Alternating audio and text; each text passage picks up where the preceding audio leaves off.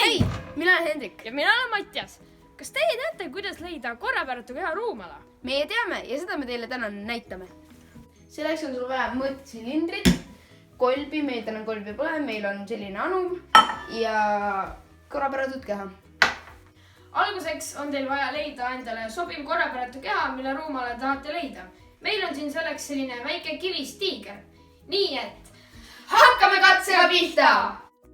Vala kolb või anum vett täis. Järgmisena võta mõõtesilinder ja vala sinna piisavalt vett, et see jääks skaala peal näha ja et korrapäratu keha täiesti vee alla saaks minna. nüüd vaata skaala pealt ja märgi ära, kui palju sul vett mõõtesilindris on. Seejärel pane korrapäratu keha mõõtesilindrisse ja vaata skaala pealt, kui palju vett on nüüd ja märgi see ära. Lahuta algne veetase nüüdsest veetasemest ja saadki teada korrapäratu keha ruumala.